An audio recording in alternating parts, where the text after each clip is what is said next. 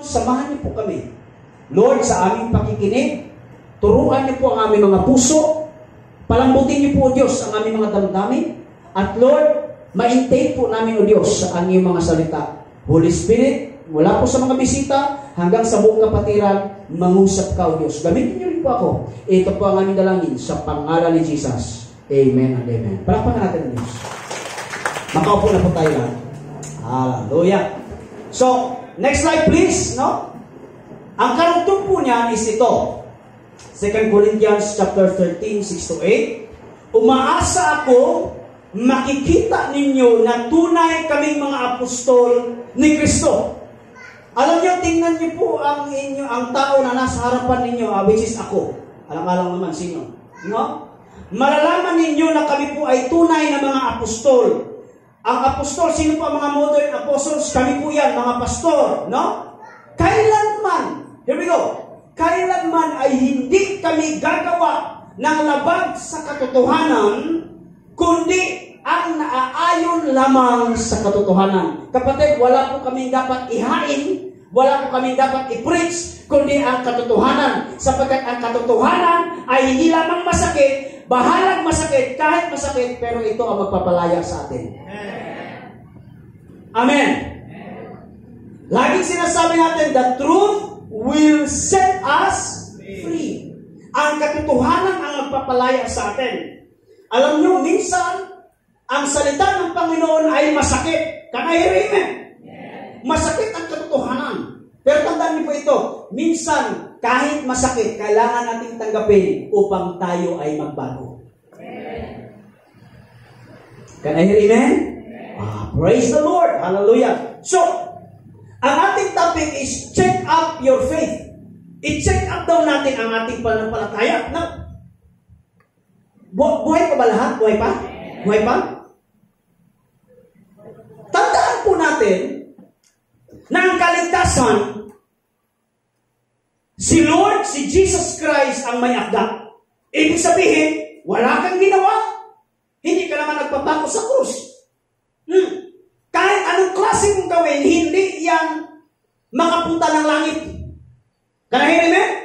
Ulitin ko ha, baka magkamali ko ha. Lahat ng ating gagawin, hindi yan maka-plus point sa langit. Hindi. Ang tangi lamang makakapunta, tanging paraan na tayo ay makapunta sa langit, walang iba kundi sa katauhan ni Kristo. Parang hinay man ang ina. No? So, ibig sabihin, nung tinanggap mo si Jesus Christ bilang yung tagapagligtas dito, automatic, hallelujah, ikaw ay tagalangit. Tingnan mo ang katabi mo kung tagalangit. Na? Ay, naku, hallelujah. Tagalangit yan. Mukha nang hindi kayo kasi binabasi nyo sa forma ng mukha eh. Mukha na, pero the moment na tinanggap ni Kristo yan, automatic, tagalangit na yan. Amen? Can I amen? Oo. Kahit medyo nangupit yan, tagalangit pa rin yan. Oo, totoo yan. Oo. Kahit medyo nagsinungaling yan, tagalangit pa rin yan. Kasi nga, hindi sa pamagitan ng iyong gawa, ikaw ay naligtas, kundi sa ating Panginoong Hesukristo. Amen? Amen ba mga Ikson? So at least, in-establish ko. Pero ito yan. Sige, next slide please. Yan. Makaka-relate ito si Joan at saka si Gaspar. Kayong mga mekaniko, at saka dealer ng sasakyan. Whether it's a machine, a house, or a relationship, maintenance is way cheaper and easier than repair. Parang hindi man ang ina. Diba, diba Ate Joan, bago mo ma-release yung sasakyan, ano sasabihin? Sir, alaga lang po sa maintenance, correct? Diba Sir Gaspar? Kahit gaano pa yan ka-branded, Honda, Kawasaki, kung sa motor ba? Kasi yun lang ang meron ako eh. Wala pa akong 4 wheels na, no? Honda, Kawasaki, Yamaha, o Urusi, sabot-sabot lang. Kahit anumang klaseng motor yan, kung walang maintenance, wala. Amen? Maniwala kayo sa hindi. Maniwala lang kayo. Yung motor ko, SYM lang yan. Euro lang yan. China lang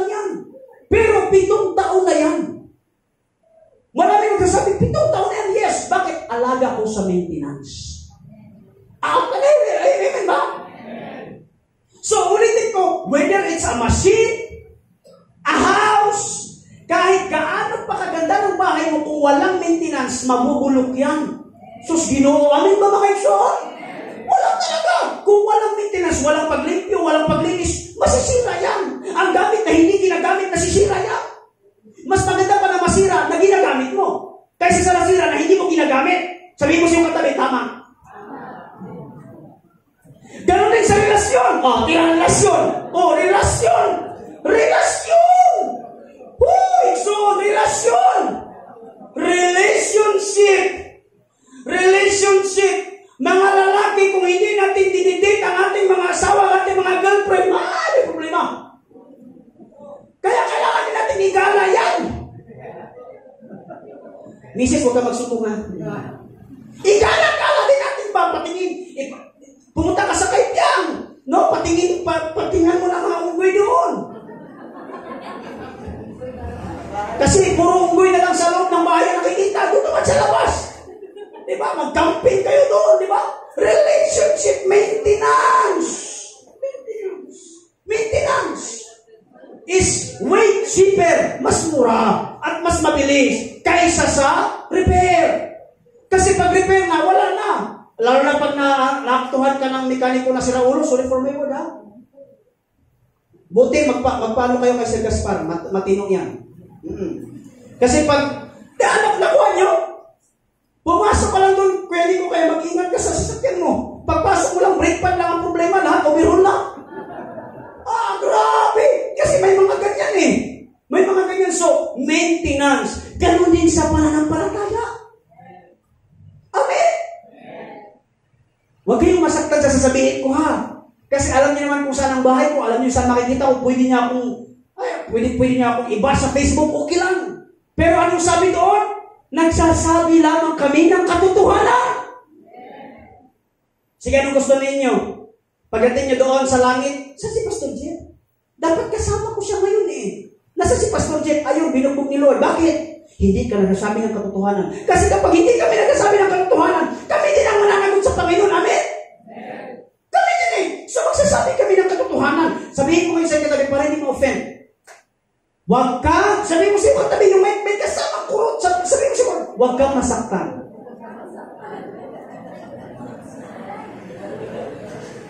Ay, may aray na. Huwag tayong masaktan sa katotohanan. Kapag may katotohanan, tayo ay magbago. So, ganun din sa ating pananampalataya, kailangan natin i-check up. Kanayan, amen? Lalo na may mga sakit sa rayuma, lahat na. Kaya minsan, nung kanta ng bata, kanta na rin ng matanda, yung paa, tuhod, balikan, ulo. Yung matanda, may kanta na rin eh. Bakit? Puro ipikasin. Kasi lahat yun, may sakit na eh, may karamdaman na. So, anong sabi ng doktor? Ugaliing magpa-check up. Kung kayo ay may sakit espiritual, huwag kayo magpa-check up sa doktor. Kaya naman. Kung kayo ay may sakit espiritual, magpa-check up kayo kay pastor.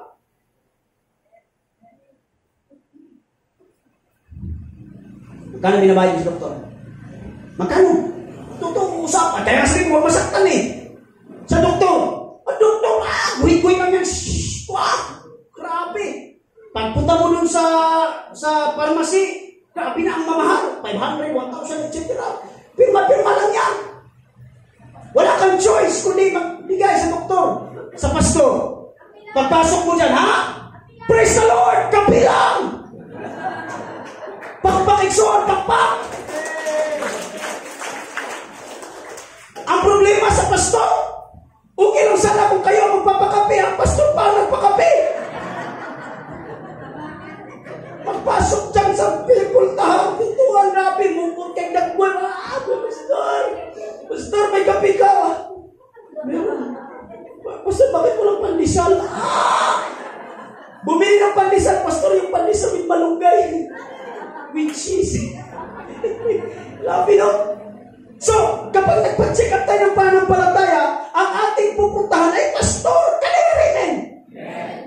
Huwag kayong mahiya. So, check up your faith. So, mga kapatid, the question is, pastor, ano magpapacheck up na kami sa pananampalataya. Number 1, tuloy-tuloy tayo. Do you love God more than anything? Medyo may problema. Again ha, baka sabihin nyo si pastor na may personal. Bahala kayo. Pwede naman na magtalakbong na lang kayo una. Okay? Pag nag-amen na ako, doon lang kayo okay? Kaya sabi ko sa inyo, ang katotohanan ay masakit. Do you love God more than everything? Mas mahal mo ba ang Diyos kaysa sa mga bagay-bagay? Pastor, in what way? Check upin nyo ang pananampalataya nyo kung okay pa yan. Okay pa yan kung mas mahal nyo si Lord kaysa sa lahat ng bagay. In what way, Pastor? Next slide, please. Do you love God? In what way? The people of God. Mas mahal niyo bang makausap ang mga kapwa niyo ka-born again? Kung hindi niyo na gusto makausap yung kapwa niyo born again, may problema. Bakit parang mas gusto pa natin lagi nauusap doon sa mga kapitbahay natin? Wala namang ibang ginagawa yun, kundi siraan ka rin. Nakita mo, may bumili ka ng bagong TV. Kung credit yan. Sisiraan ka niya. You really love God more than anything if you love talking to God's people. Parang may inang iman. Okay. Parang mas gusto mo pa yung may kainuman. Nagyayabangan lang naman kayo dyan eh. Wala kayo. Lalo na pag nalasing yung tropa, sa amin, pre. Wala ka sa amin, pre. Nung kabataan ko, pre. Yung niyong, pre. Alam ko yan. Kasi may nakausap akong mga lasinggiro din eh. Pero kapag kausap mo ang mga kapatiran, kapag kausap mo ang pastor, may sense. Amen ba mga kapatid? May direksyon, may payo, may panalangin. Kumpleto Ricardos. Hindi lang may payo, hindi lang may panalangin. Praise the Lord, amen? Do you love talking and praying with each other? Do you love fellowshipping with each other? Gusto niyo ba yung makipag-fellowship kayo? Eto pa, mas mahal mo ang Diyos kung lagi kang nagbabasa ng salita ng Panginoon. Nakakalungkot isipin na minsan, mas may pananampalataya pa ang sasakyan kaysa sa iyo. Bakit yung sasakyan? Meron pong nakamarka doon na nayanji na John 3:16, for God so loved the world. Pagpasok mo sa tricycle, grabe no, parang born again. Eto pa, mas mahal mo ang Diyos kaysa sa iba. Hallelujah. Kapag ang pinapatugtog nyo sa inyong tahanan ay mga papuri sa Panginoon. Biruin mo, nagmamighty ka, born again ka, araw-araw sipag lang pa. Jesus. Ito, bihira lang akong ma-acknowledge. Pero I acknowledge talaga, no, si Eli. Araw-araw nagmamighty yan ng mga worship song. Palapakan natin ang Diyos. Si Eli mo. Eli, nagkapilay-pilay na, pero praise the Lord. No, nag-worship song. Hindi yun. Umaga pa lang, my way na yung kinakanta. Grabe naman kayo. Diba? Yung mga nanay, lalo na pag yung mga Sunday's best, yung Sunday classic, mga nanay. Ay, mga nanay, umaga kumakanta ng boulevard. Buhay ko'y wala nang halaga. Mga tigulang ko no? Umaga pa lang, dapat magpupuri tayo sa Panginoon namin. Patugtog kayo. I love you, Lord. Habang nagwawalis ka. Oh, your mercy never fails. Ganon! Hallelujah! Hindi yung makikita talaga natin kung mahal mo ang Diyos. Kung ang lahat ng ginagawa mo ay kahit parang kapapurihan ng ating Panginoon. Parang hinay man ang amen. Do you love praying to God? Do you love worshiping God? Bakit ganon? Again, baka hindi na kayo babalik sa Sunday. Alam ko bahay ninyo. Bakit ganon? Bakit pag sa trabaho, hindi kayo late?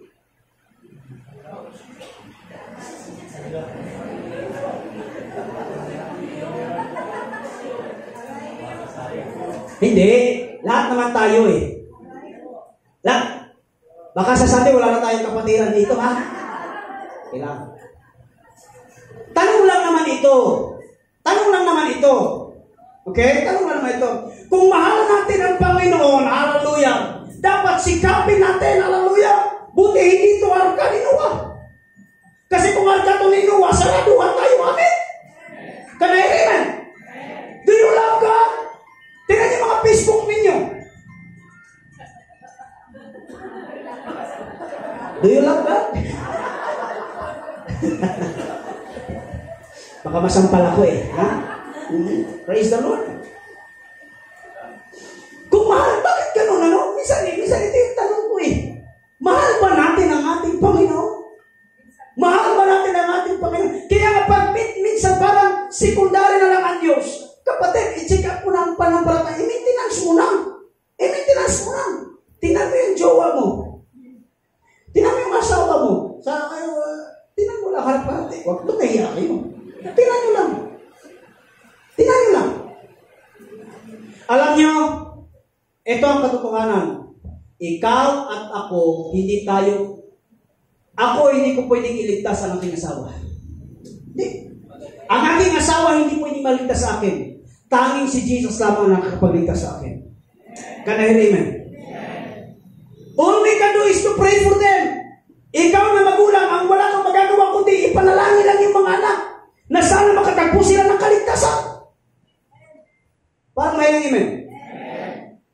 Mga boys, mga teenager, kayo, teenager, kapag meron dito,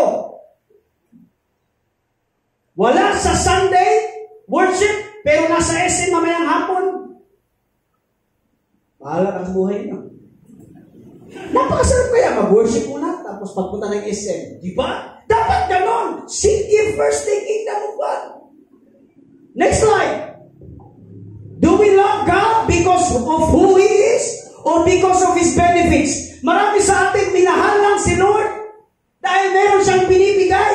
Hindi kanya ng pagmamahal. Mahalin natin ang Diyos kahit wala siyang binibigay. Mahalin natin ang Panginoon dahil siya ay siya. Parang may hina yung amen. Palagpakan niyo ang Panginoon. Kaya nga may kanta mga kapatid. Nung ako ay kabataan, kanta namin ito ng kabataan, kami mga kabataan. Nung ako ay naliligaw pa, hindi sa aking asawa, sa iba. Kinakantahan ko talaga, minahal kita hindi lang dahil mayaman ka. Alam niyo dito yan, no? Minahal kita hindi lang dahil, di ko alam naman eh, minahal kita sa tagay mo pambira. Mga millennials, bumabawi. Yung mga Gen Z, kayo. May kanta rin kayo. That's the way you are. Di ba? When I see your smile. Ganun ba? I love you the way who you are. Ika nga, no? So, ang pagmamahal natin sa Panginoon, hallelujah, minahal natin ang Diyos. Dahil tandaan nyo ito, akala mo walang binibigay ang Panginoon sa inyo? Maniwala kayo, pagising niyo pa lang sa umaga, marami nang gustong umatake sa inyo, pero ang Diyos nagpo-protect sa inyo. Palakpakan niyo ang Panginoon. Sa mga nagmumotor, hindi niyo alam, maraming gustong umatake, maraming gustong bumangga sa iyo. Pero pinotektahan ka na ng Diyos. Amen? Palakpakan niyo ang Panginoon. Lahat ng mga negosyante dito, maraming gustong umagaw sa negosyo ninyo. Pero dahil protektado kayo ng Panginoon, hindi nyo ito nakikita, pero dapat nyo itong pasalamatan. Palakpakan yung Diyos. Tinanong ko si Mrs. kagabi.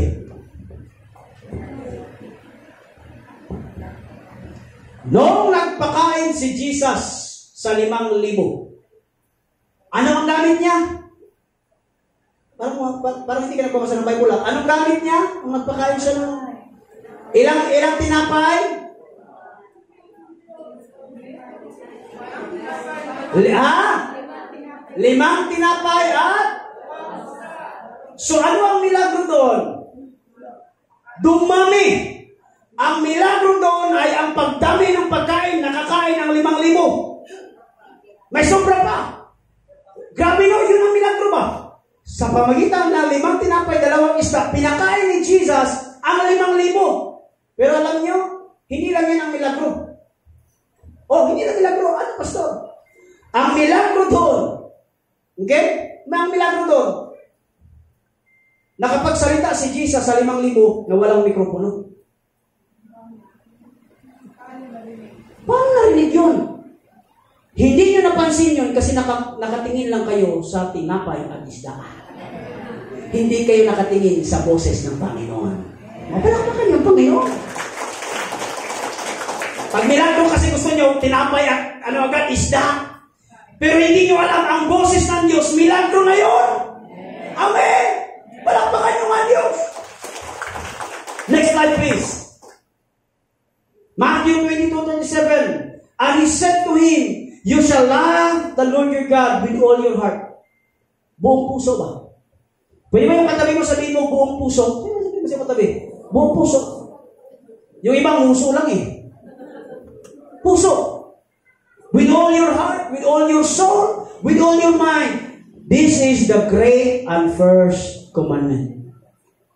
Next slide please. Pangalawa.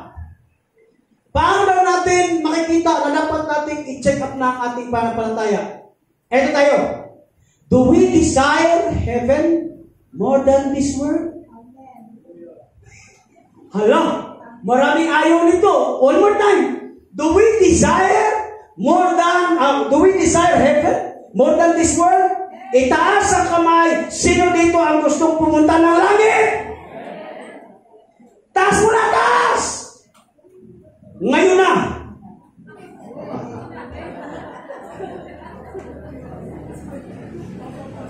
Alam niyo, ito yung problema natin. Marami ang gusto pumunta agad ng langit. Pero parang ang kanilang paa ay nandito pa rin sa mundo. Do we desire heaven more than this world? Versikulo tayo ate. Set your minds on things that are above. Ano bang above? Panglangit. Not on things that are on the earth. Next slide. One day, prepare to say goodbye. Sabihin mo nga siyang katabi, prepare to say goodbye. Sige. Sasabihin ko sa inyo, ang mundong ito, kapatid, pansamantala. Ang langit panghabang buhay. Doon sa langit walang kapighatian. Doon sa langit, Nay Victoria, walang luha. Doon sa langit walang kasakitan, Nanay Angie. Doon sa langit, mga kapatid, hallelujah, wala mang anumang klaseng taghirap. Doon sa langit kasama natin ang ating Panginoon. Palakpakan natin ang Diyos.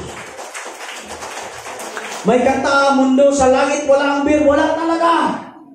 Wala talaga. Yung mga palahubog dyan, mga kapatid, walang beer sa langit. Walang beer sa langit. Hallelujah. One day, prepare to say goodbye. One day, prepare to say goodbye. Say goodbye to your house. Praise the Lord, kung 40 years, bibigyan ka pa ng buhay. Simula ngayon, 40 years. At nangyari lang taon tayo, 25, 26, 27. O see? Praise the Lord, kung may 40 years pa tayo. Magpapatayo tayo ng bahay, praise the Lord. Baka sasabihin nyo, hala si Pastor, so ayaw nyo magpatay ng bahay. Uy, gusto ko rin. Uy, baka sabihin nyo man, huwag nyo maliin ha, huwag nyo mamaliin yung aking sasabihin. Kung meron kayong panggastos, pangbahay, wala problema, gastos kayo. Pero tandaan niyo po ito, bakit kayo nagsusumikap na makapagtayo ng bahay 40 years from now, iba lang nakatira? Because yung pag-iirap mo, one day you will say goodbye to your house. One day you will say goodbye to your waterbed. May waterbed ba dito? Sabihin mo, hindi Pastor. Pag namatay ako, doon ako doon ako ilalagay. Wow! Wala pa ako, kailanman, wala pa ako nakita namatay na ilalagay sa waterbed. At kailanman, wala pa ako nakita namatay na ilalagay sa kwarto. Kapag namatay ka,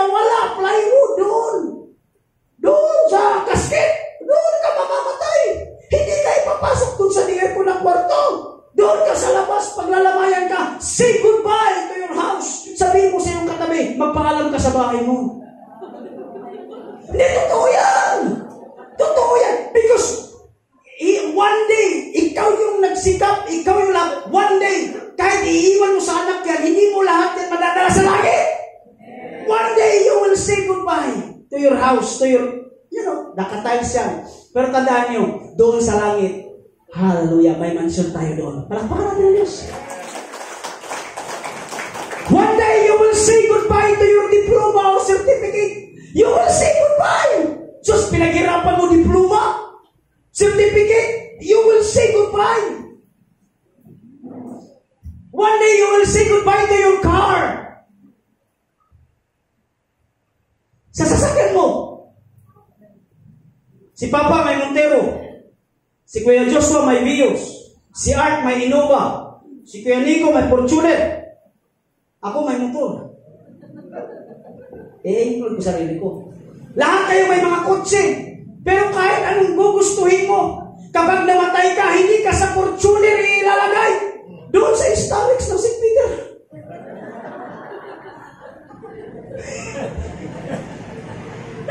Amen! Sabi ko sa iyo, Kuya Nico, ang ganda ng Fortuner mo, brand new. Pero pag tayo ay kinuha ng Panginoon, kung tayo ay pupuhayin pa, kung papalitan mo man yan ng Hilux, Deluxe na Toyota, yan si Joan. Hindi kayo papasok doon. Saan ka? Doon talaga sa St. Peter sa Starbucks. Tapos nila, bakit kaya walang bumibili ng Starbucks eh? Kasi may tatak na St. Peter. No choice ka talaga to. Say goodbye. Can I hear that? I am not saying now. Dapat hindi ka na bumili ng kotse. Kailangan mo. Si pastor nangarap din ng bahay. Believe me, si pastor nangarap din ng sasakyan. Can I hear that? Yung bahay na tinitirahan namin parang PBB. From time to time, biglang buboses si Big Bro. Pastor Jeff, evicted ka na. Lumabas ka na sa bahay ni Kuya. Okay. Ganon. Say goodbye to your land. Binili mo lupain. Grabe yun. Nakita mo yung pastor? Lupa ko yan. Lupa ko yung pastor.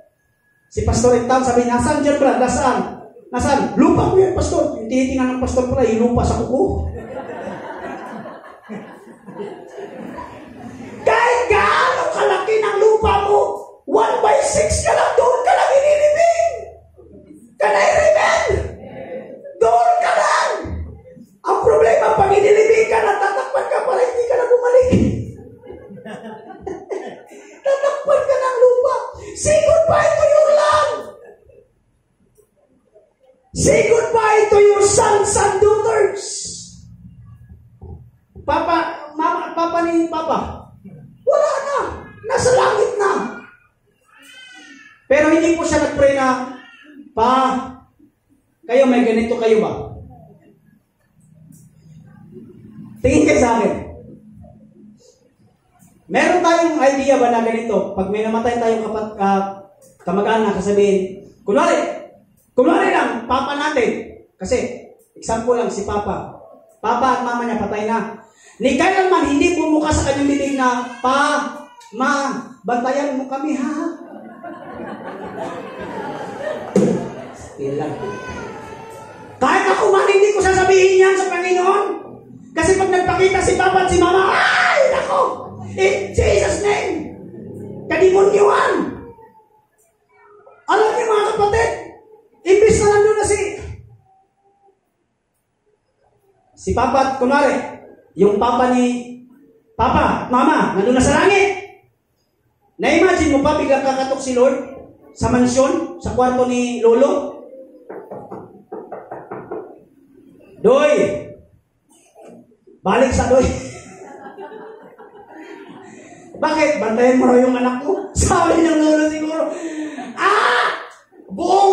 buong buhay ko nagbabantay ako sa anak ko. Nandito na ako, hayahay na ako, magbabantay pa rin ako. Hindi ganoon. Say goodbye. Say goodbye to your sons and daughters. Can I hear amen?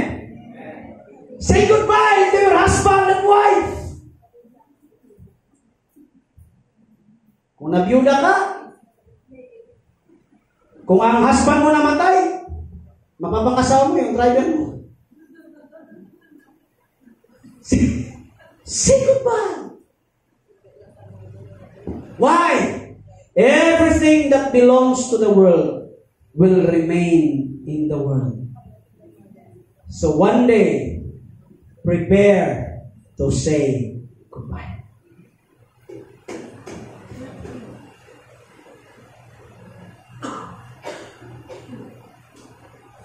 Pwede ba yung katabi mo? Uy, pastor, huwag ganun, pastor. Yung katabi mo, kapatid, just tapikin mo, sabihin mo, one day, kita-kita tayo sa langit.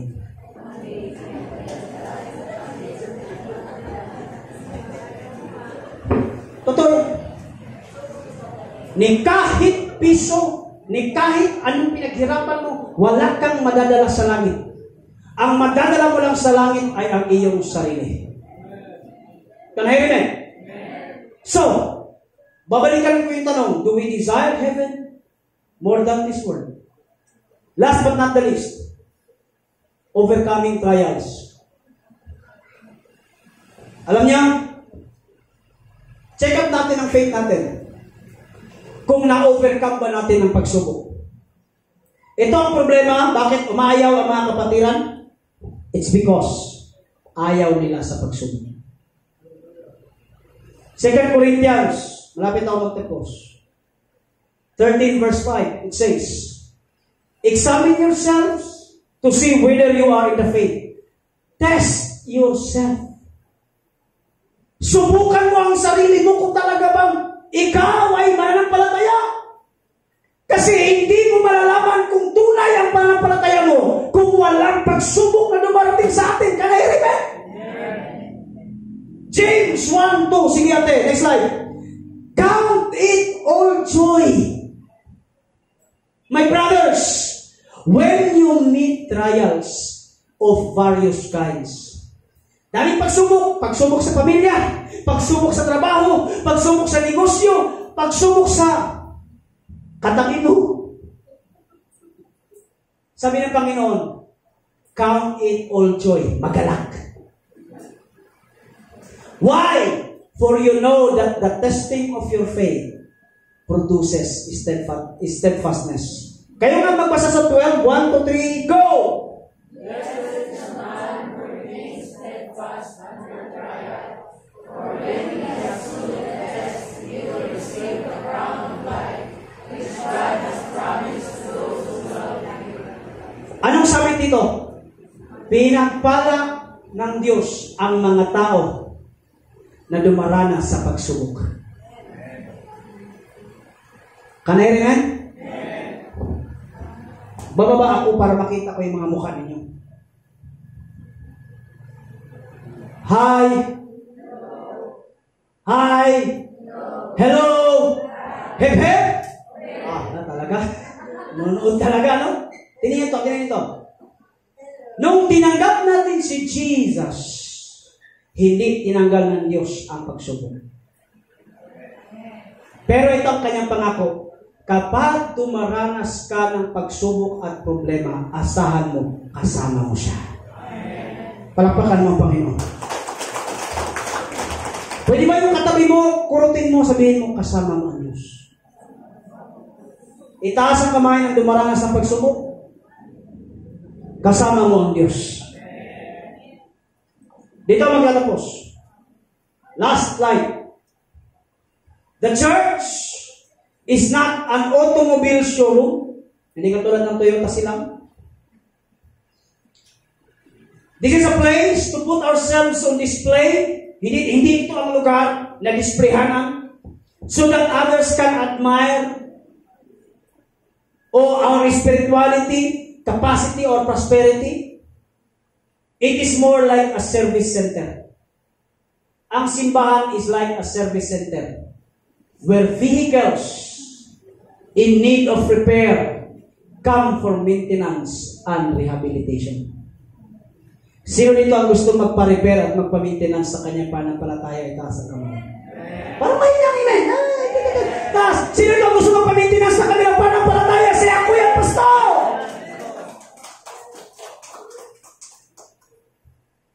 lapit kayo sa Panginoon. Tinatawagan ko si Papa. Pa,